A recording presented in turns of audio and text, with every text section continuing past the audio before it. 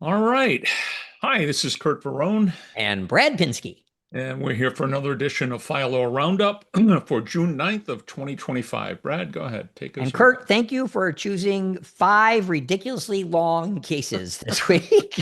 But they're good. So first, and I try not to express too much opinion, but having a transgender son myself, I just say I welcome this court's first decision. So the Fourth Circuit Federal Court of Appeals has now affirmed the dismissal of a free speech lawsuit.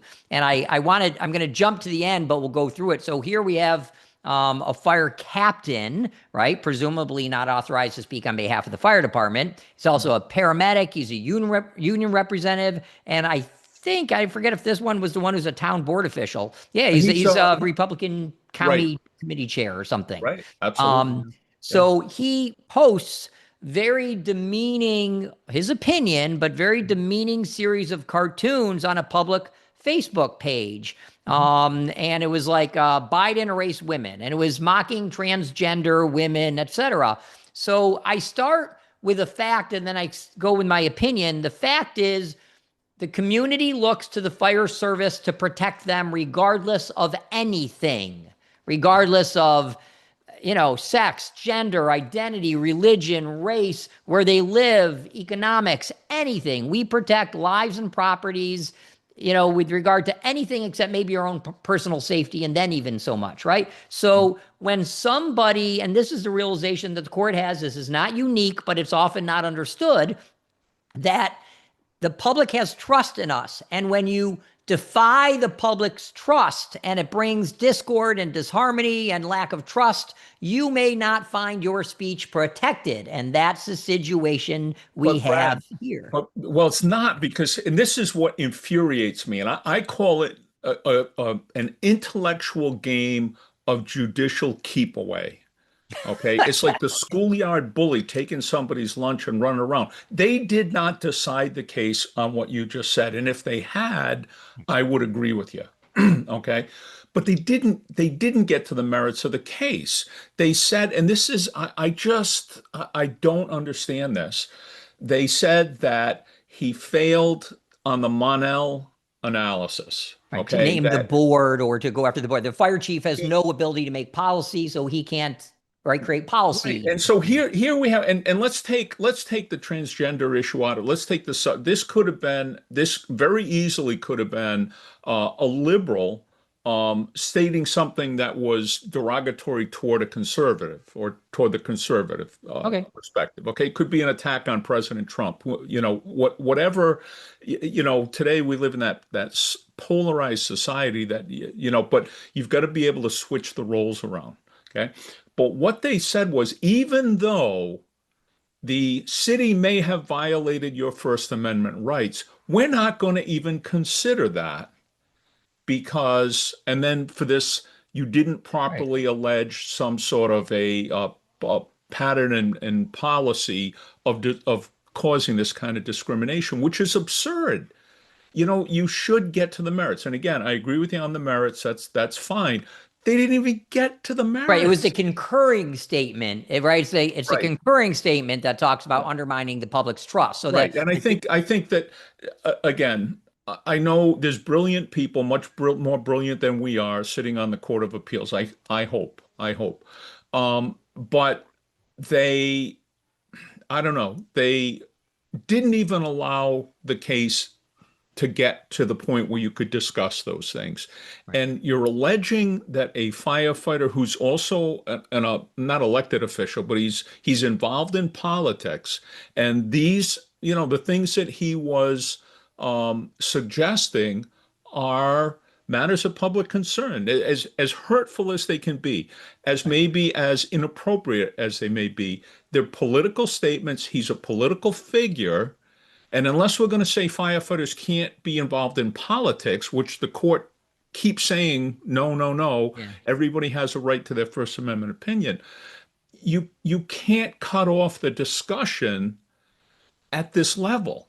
But I'll take the court side for a second. I Okay. like when you take opposite sides, it's more fun. Yeah. But to take the court side, anytime you can nail someone on procedural right, or failed to Right. allege, you avoid jury questions and factual determinations, and you avoid Pickering, which Yeah. everybody should want to avoid because nobody gets it right and who knows And what's and right. and what you just said is what judges tell themselves, and that's what I call an intellectual game of judicial keep away from the merits of the case. Right. Okay, and as a proponent of jury trials in the United States, as one of the foremost proponents of the importance of jury trials in the United Fair. States, Fair. okay, we should be getting this issue in front of a more merit-based consideration, whether it's going to be the judge that's going to hear the merits or a jury that's going to hear the merits. Get it to the merits. Don't be playing this game of keep away. Right. Anyway, that's my two And cents. then, he wasn't pro se, right? He had a lawyer, I No, yeah, believe, I'm but sure he did. He yeah, did. but you could bet if this is a pro se litigant, they would have said, well, we'll allow you to refile it. And now you can plead, it was the city's policy and you could plead all these things and we'll let you get further. And that, which is the opposite of, cowtailing to people who have bad cases and can't have attorneys. But nonetheless, I agree. But the concurring opinion got it right, right? I think so. I think They so. called it out for what it is. Yeah, and we can do the Pickering analysis really quick. Okay, number one, he did it as a private citizen. Now the court and the city tried to argue that it was easy for them to connect him to being a firefighter, but he's a political figure. He's on the Republican City Committee. So, and he's also a union rep. So he's got a couple of different roles there. So I think if you just say, look, he did it as a private citizen, even though they made the connection, he did it as a private citizen. Okay.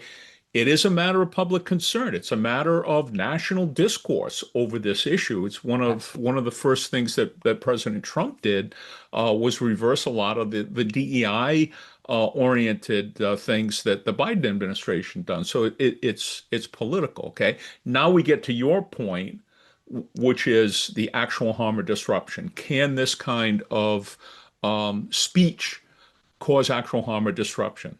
Right. And that's And where I right. would agree with you.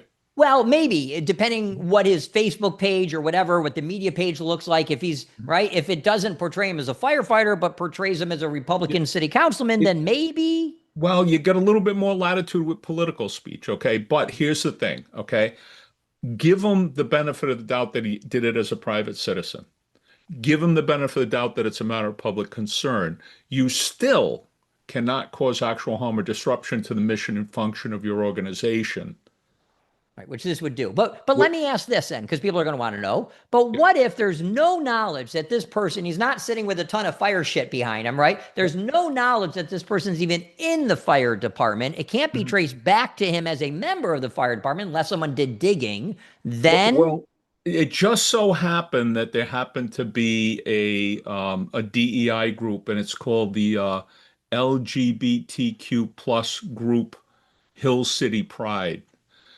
So it was a group of community activists that outed him. Okay. yes. But to me, once the connection is made, however it is made, if it could cause actual harm or disruption to the Correct. mission and function, that's the touchstone language there. It's game over. And I agree with that. I don't care what anybody's belief is on these issues. It Right. doesn't matter whether you're a Nazi or, not. It doesn't matter whether you're racist or not. The point is everybody has to acknowledge that we call the fire department for one reason: save our lives, save our property. And if you cause them hesitation in doing that because they're worried, then you've caused disruption. And that's the actual harm and disruption, yeah, because Yeah. people may not call, and I don't blame them either. I mean, you don't want someone who has publicly stated they hate you or Right. despise you, Right. To or come and contempt mock you. you or make fun You of don't, you. right? You don't want that person coming in your house, and you may hesitate to call, even though you're in desperate need of help. Yes, agreed. So, okay, well, a lot in that. Let's go to let's go to Indianapolis, where we have an allegation. This is a complaint, not a decision, as opposed to the other one, where a firefighter is claiming he was a veteran, and he's claiming that his disability has caused him to be retaliated and denied promotion, and again retaliated. He had a stroke. Which results in minor short-term memory loss and or delays. And he claims that he was cleared for duty by his physician. He was then placed on light duty despite that. And he was required to undergo additional fitness for duty testing, which he says nobody else ever has for this reason. And that's the part I look at that we're going to touch on. I'm sure other people must have gone through, right, other testing, but he says, well, not through this. And he says, but my physician cleared me. So we'll get to that too. He says, look, the cognitive testing I have to do is not a standard requirement for firefighters who come back for injury. And to that, I got to say, yeah, but that's your deficit, right? You should have to go through testing for your deficit. To me, I don't have a problem with that. So that's, and he says, and it's also a problem because there's no baseline. Now that could be an issue, but I don't know for a doctor, will that be an issue, right? The doctor's got to be able to establish some baseline. And I'm not sure a baseline is even relevant. Right. Because there should be a baseline for minimum qualifications. Exactly. So, but I got to tell you, the old NFPA 1582, which is now what, 1580, right? The old NFPA 1582 had two mental fitness requirements: must be able to deal with hazardous, complicated, complex, whatever, emergency situations, right? And that could trigger people with like ADD and stuff like that they can't. And then there was another one I forget. Work in a team-like atmosphere or something.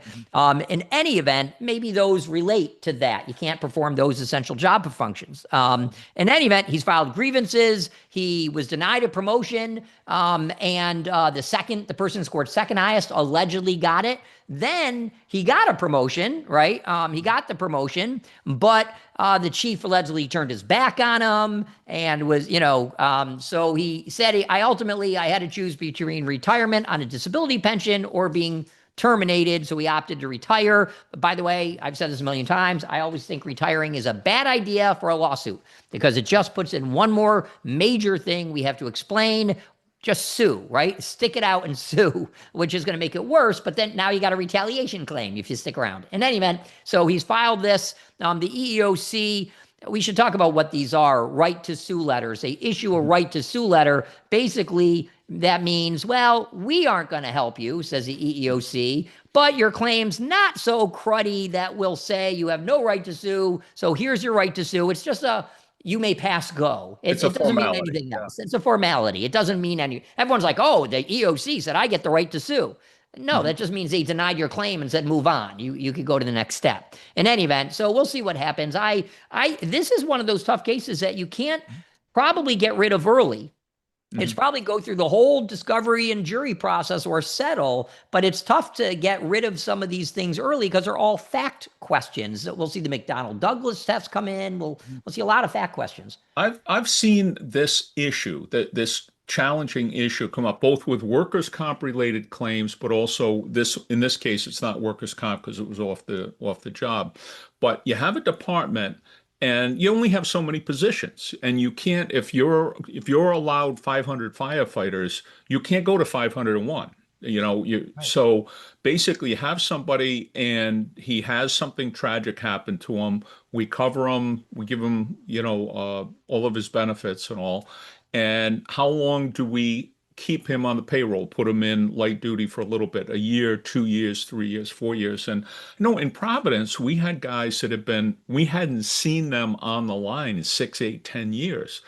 And there was a piece of legislation that allowed them to stay off as long as they needed to. It was subsequently modified just because of the cost that it was causing. But when you have someone, particularly in a workers' comp situation, and particularly where you're self-insured, you're not putting it on the insurance company here, and you're having to pay back, you're backfilling that person's spot. with somebody at time and a half for all of the shifts they're making, I mean, you've got this colossal black hole of financially, and then you multiply it by 3, 4, 8, 10, 12 other people with no hope in sight, and you can't hire somebody to replace them. It becomes a problem. So many departments, I guess, long story short here, many departments have a designated length of time where if you can't come back within a year or you can't come back within Yep. 18 months or 2 years, that, I'm sorry, but we've got to move you off the In New line. York State, that's the civil service rule. You have 1 year to Well, come back from your yeah, injury, yeah. and And you're I know that terminated. sounds hard. That sounds really hard. Practical. Try working in private industry. Yeah. Oh, we're Yeah. very sorry, but after 12 weeks, Bye. Exactly. your FMLA, right? Well, Yep. hasta la vista. So, Yep. uh, bottom line is, this is it's a tough situation, and it looks like they allowed him to stay on for a couple of years anyway. But you know, how do you address all the concerns? How does a fire chief address all of the concerns? Concerns of an individual member, concerns of the taxpayers, and everyone. Right. So difficult situation. And I think those cases are tough for the employee to win unless you see other employees in similarly situated positions being treated differently. But other than that, you really got to side with the Right. municipality saying we understand. And something that you and I both have talked about repeatedly, in that we're not doctors. And, if you have a doctor that says he's not capable of working, that's one thing, but you Yeah. can't use your own. But here it sounds like the medical information, at least in the complaint, suggested that he was able to perform. Right. So that raises another factual question there. And, as fire chiefs, as attorneys, we should not be supplanting medical opinions Right. in Right. this area. This really requires we've got to lean on the doctors as much as we may agree with it. But noticeably absent was the phrase that I was looking for in this case. Mhm. I went to the cognitive testing and it resulted in the following. Did he go? Did he not go? Did he refuse to go? Did he not refuse to go? What was the result? Well, it says the neurologist reportedly cleared him. His So neurologist? it says Or the the cities, the public safety Oh, medical okay. Okay. report. I'm just reading from the Then that makes no sense to me. If he was cleared, right. And he still may have had some cognitive issues and yeah, stuff. So I'll I say don't know. something Okay. sarcastically. I'll say something sarcastically. If he's got cognitive issues, just put him in a ladder company. So You are about to and get a ton of my hate wife, mail. there was something on the news the other day, and I made a comment about, guys assigned to ladder companies, and she said, "Your bias is so bad." Yeah. I said, "No, it's a joke. I would I'm just say not you're afraid of serious about it. heights, but okay, I'm yeah. not serious about it." Okay, so let's go to the Third Circuit, New Jersey, I believe. All right. So initially, I was about to throw up when I read this case, but it didn't go the way I thought it was going. Thank Mhm. goodness. I thought this was going to be another Bay versus City of New York case that ultimately gets reversed. But before everyone gets the same feeling of sickness as we talk about this, it's not for the reason you think. That's what I'm just saying. It's not for the okay. So what we have is we have a district court, a trial level court was now reversed, right, and reinstated the Court of Appeals, the second highest level court, right under the U.S. Supreme Court, reinstated a firefighter. Now the firefighter has a beard. He claims he's a Christian and he's religiously obligated to wear a beard. I'm not aware of that. I'm not saying I know all sects of Christianity, but I wasn't aware there was one, being the good Jew I am. But nonetheless, they deny the Atlantic City Fire Department denied a request for accommodation, saying that he couldn't have a beard. Now everyone's saying at this point, but he's a firefighter. Here we go again. No, he's not a firefighter. He's in a more administrative, non-fire suppression. He's a He's an fit SCBA. testing. He's an SCBA technician. So Yeah, which he repairs SCBAs. He brings the bottles to the fire and so on and so forth. So and apparently other non-fire suppression personnel are also allowed to have facial hair growth. I believe that No, because they're I didn't see that. I'll I tell you think why I'm guessing that. That's why yeah, I'm saying I believe. There's a yeah. line in here where I think that's what they mean, but I could be wrong. Doesn't change anything. Nonetheless, he doesn't go and put out fires. So he sued under First Amendment, Free Exercise Clause, Title VII, Equal Protection Clause, the whole menu, right? But the Third Circuit found that on the Free Exercise Clause and the Title VII Accommodation Clause, he was right, and he should have been allowed to have his beard while the case proceeds, right? It's not gone. And they focus on something called, and this is rarely discussed. I've come across this maybe the third time, but the general applicability requirement. And basically it means that the government has to treat everybody in a similarly situated situation the same, right? Regardless of the reason. So if you think about it here, if all fire suppression personnel have to be clean shaven and all non-fire suppression personnel can have a beard, that would be fine. But you can't treat all non-fire suppression personnel within their class differently. Some can have a beard, some can't, unless you get to some other, categories here, right? In any event, they said, this is not generally applicable, this no beard. So they apply what's called a strict scrutiny. That is a very high level and a very tough burden for the city to overcome. So the city has got to then show that this policy is very narrowly tailored to serve a very important, called compelling, government interest. And here they said, you know what, your policies, the city's policies, they don't work, right? Well, Brad, let me kind of make the argument that I think the court is dead wrong. Oh, I Okay. think they're right. Okay, go on. Okay. Well, here's this is why they said the fire department failed the general applicability requirement. Number one, because he was not fit tested every year. So because he was not fit tested, they didn't say because other people had a beard.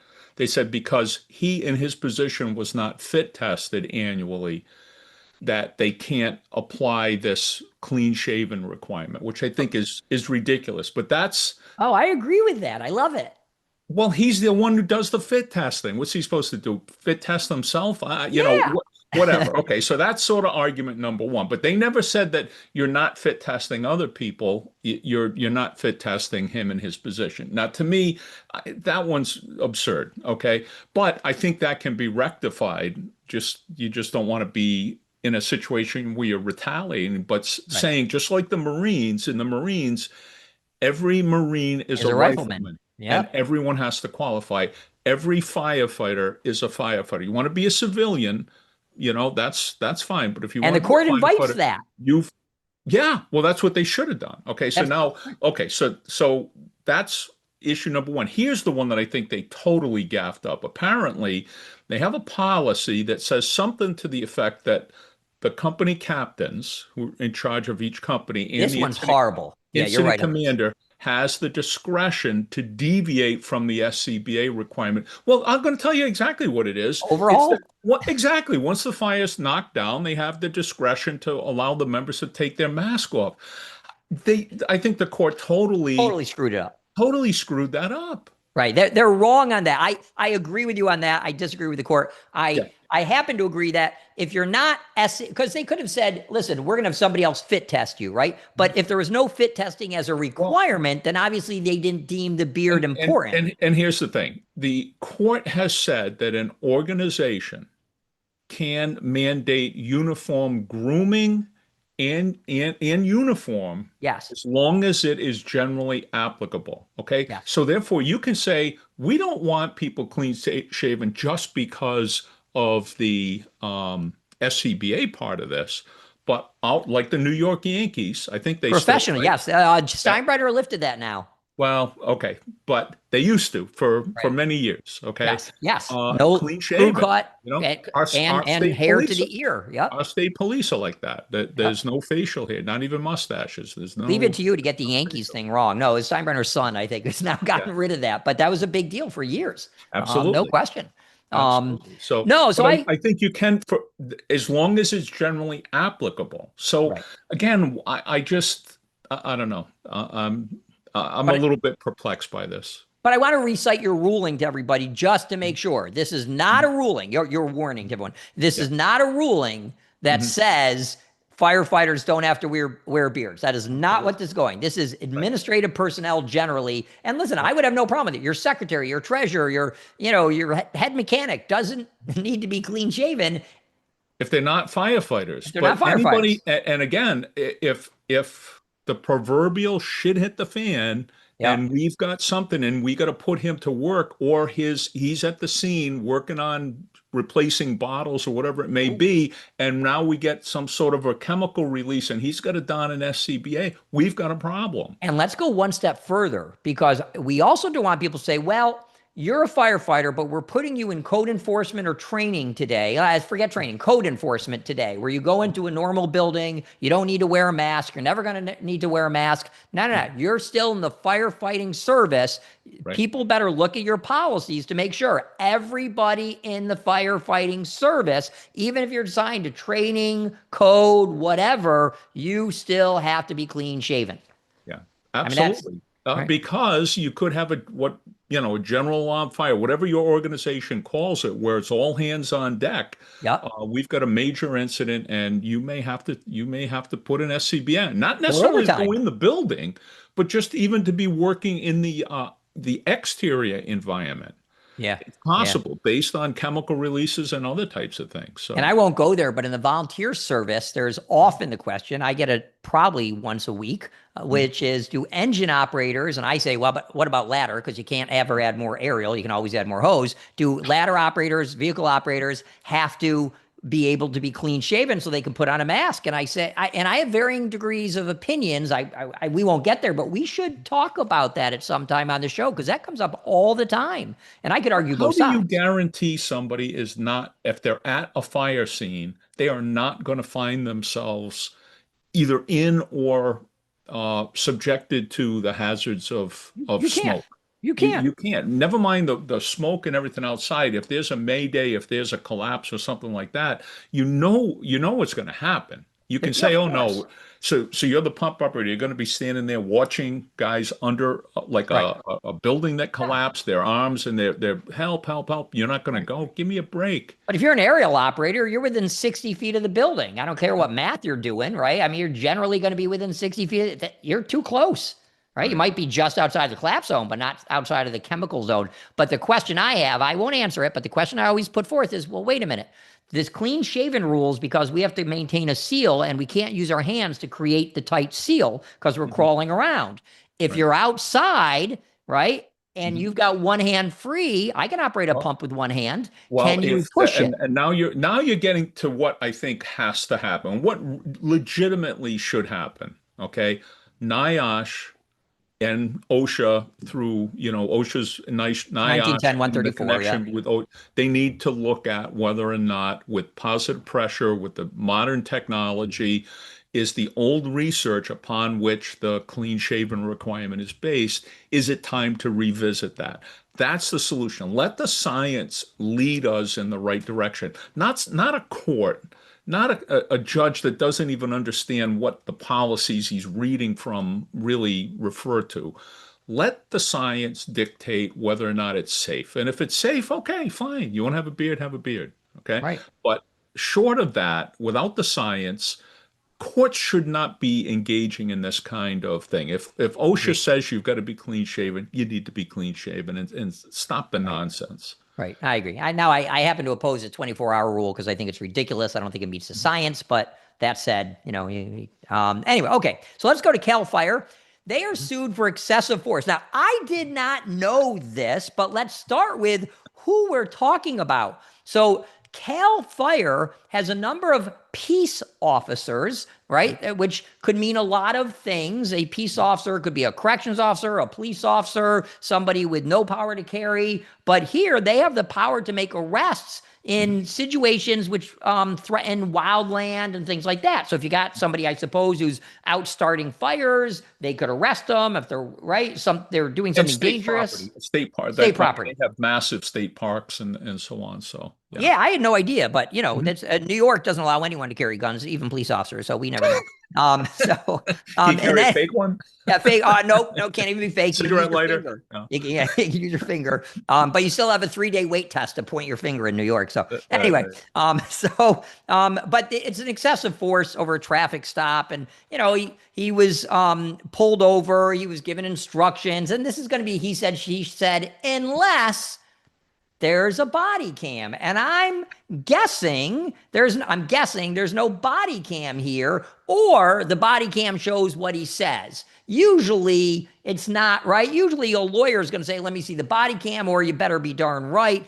In any event, or I suppose they've requested the body cam, they haven't gotten it yet, so they got to file just to not blow timelines. Who knows? In any event, he's pulled over. They were asked for a registration. He claims I was very cooperative, and I'm then he sure. says, all of a sudden, for no reason whatsoever, the police officer became physically aggressive when he questioned the need for the stop. I have a hard time believing that, but whatever, he claims it. And then he says I was forcibly removed from the car. He grabbed my neck. He threw me to the ground. He contorted my arms, and he tightly handcuffed me. Just so you know, every time you're in handcuffs, it is tight. Just, That anyway. from personal knowledge or? Yes, but I'm not bringing Nicole into this. In any event, so this is not a children's show. Anyway. So he claims he was unlawfully detained for, I don't know, 20, 25 minutes, something like that. And then he now has an excessive force claim. He has he says he tried to search my car. Well, it's a car. It can be searched generally because it's an exigent circumstance, or I could be moved. A lot of cases on that. In any event, so he says, so he's suing for excessive force. The answer to everybody is, if you have not yet implemented body cams, Axon or whoever, you need to get body cameras. And as you said, I think the police like them more than everyone else. They did. I mean, many police departments fought it, or the police officers fought it, and now they're realizing that it clears them more often than it gets them in trouble. So Yeah, and hopefully that alarm goes off in their head saying, shouldn't be stupid today. I'm on camera. So maybe it corrects behavior or avoids behavior. So, all right. And then lastly, we're going to go to Hot Springs, where we have a firefighter who alleges in federal court that he was retaliated against. And he claims that the city and the chief subjected him to retaliation and also First Amendment violations when he was speaking about safety concerns. Now, I want to say this. I have 3 of these. I'm not exaggerating. 3 of these in front of me right now. And the pattern is always the same. I'm not saying this is him, but he fits the pattern. You're disciplined for something, and all of a sudden, you're now sending letters to OSHA saying there's all these violations, which I complained about, even though I didn't put them in writing. Now, he's a little different. He has allegedly may have a little different. He says, right, that he raised concerns about safety issues because he was almost killed, right, by the miracle of God. He wasn't killed. And don't take my satiric comments as not believing the suit. I don't know what the answer is, but he said he was ignored, then retaliated against because his injuries weren't investigated properly or seriously, and he complains about it, and now there's retaliation against him. And he talks about, and he has some damning facts. I got to tell you, the training officer wasn't at the review, the safety officer wasn't at the review, and if that's true, and if that was a review of the incident, then who really was doing, was it a serious investigation? He says he was brushed off, he felt threatened. So look, I mean, I go back to, he said he was passed up for a promotion for a driver. Oh, I confused this with another case. And then he said he was promoted to a driver ultimately. But then he just says this whole pattern and practice of retaliation about people who speak out against the chief. The chief turned his back on me when I was promoted to talk to somebody else. I mean, that's interpretation. But if there's an injury. All I know is when I had 2 years on, what did he have on it? He was in training when I think he got hurt. When I had like a couple of years in the fire service, I was the smartest firefighter on the planet. Oh, you knew everything. I knew everything. I Of knew course you did. everything, and I knew how to fix, I could. And then as I started to get a little bit of experience, I started realizing, oh, this is a little bit more complicated, and Yep. and then, by the time I started getting gray hair, I realized, oh my God, I don't think I know a quarter of the things that I really need to know. Oh, but And then it but reverses. that didn't stop me from offering my opinions. And sometimes the people who have gray hair have some pretty good ideas as well, and they resent somebody who's relatively new from trying to tell them Yes. what the problems are. So Right. I'm not saying that's the case here, but that's one of the things that It's kind of possible. crossed my radar screen. And And the problem is judges are not firefighters usually. I yeah. know some that are, but judges are not firefighters, and they see, oh, building collapse or something, training accident, some explosion, whatever it is, something must have been the fire department's fault. Mhm. Who knows, right? But it's a claim. We'll see. It is not the way I would like to start off my career by accusing my department of anything. But I will tell you, and I'm not kidding, 3 cases on my desk right now, all involving that exact same issue. I get disciplined, and then I file an OSHA violation to protect myself, and it's a which came first. And people get worried, right? Mhm. People get worried. Oh my God, we're trying to discipline this person, Mhm. and they filed an OSHA complaint against us. Mhm. Okay, well, so be it. Treat them separately. Don't link anything, right? And don't and that's when you get an independent investigator, independent neutral arbitrator or hearing officer, et cetera, which for everybody, if you're ever looking for hearing officers, we're fun to do it. We're happy to do it. But this is not an uncommon allegation. Mhm. Um, anyway, that's it for this week. All right. All right. Great Well, cases. yeah. So next week, I'm home again. I don't know Me about you. too. My God, Yeah. 2 weeks in a Hey, there we row. go. 2 weeks in a row. So, but that's going to do it for another edition of File or Roundup. We'll see everyone next time. If you haven't already clicked subscribe, please do.